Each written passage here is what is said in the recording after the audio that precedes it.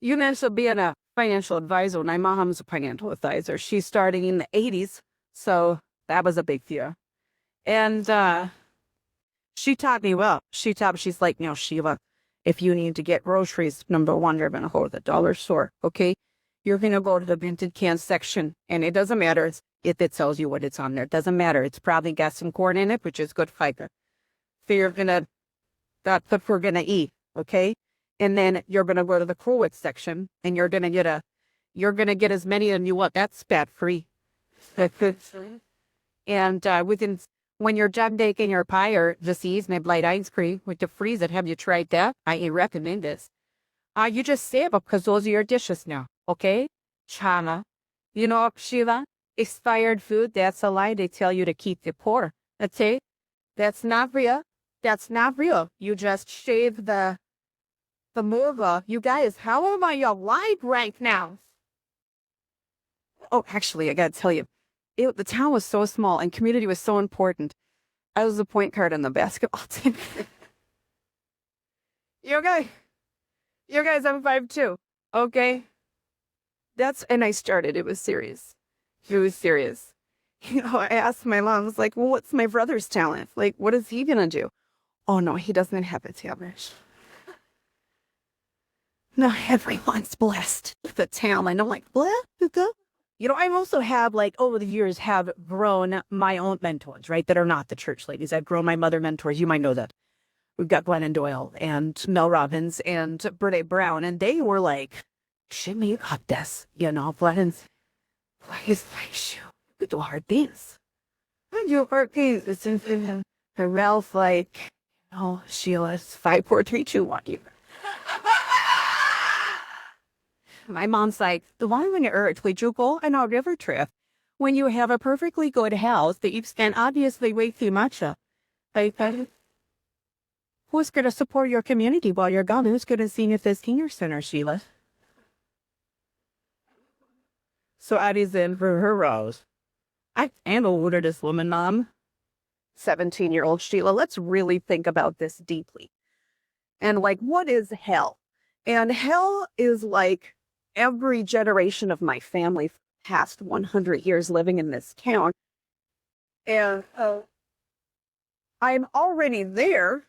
And I think it's fine. But then I thought, I was like, I need to be responsible. I need to be responsible. And so I pulled my mom aside. And my mom avoids conversations and feelings like the plague, And I go, Mom. And it was probably the most inappropriate time. I was probably at her office and she was with a client. She's a financial advisor, so she's very serious. And I was like, hey, Mom, I got a quick question. Quick. Samir, what do you need, Sheila? What do you need? Yeah, listen, I need birth control.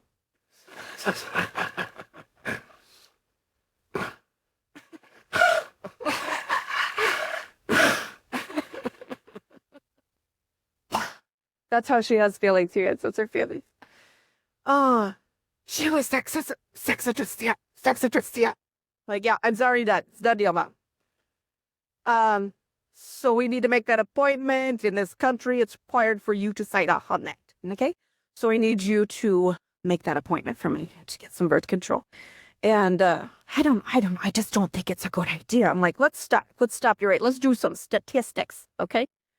Okay, my class, there's 25 people in my class, my junior class, right? So there's a 25% pregnancy rate, okay? Yes, 5 people in my class had children in my junior year. And I said, if I get pregnant, that's like a 37%. Don't do the math. Dustin has that. And I was like, listen, this is serious. This is community disaster if I get pregnant, okay? And I am not going to stop having sex, okay? That was fun. Yeah, let's just go. Let's just go to the doctor, Mom. So Mom gets me she's beside herself the whole time. That poor woman. We ended up going to the pharmacy to pick it up. And my folks knew everyone. So we walk in and we see Pharmacy Fred. This is my childhood pharmacist. And he's like, hey, Sheila, how you doing? How going over here? You got a tum-tum ache? You need some antibiotics? What do you need? What do you need from me? Fred, you're not going to believe this. You're not going to. You're not gonna believe this, Fred. Sheila, little Sheila's having sex. She's having sex. Hear that, kid? You heard her. Your son, Jesus.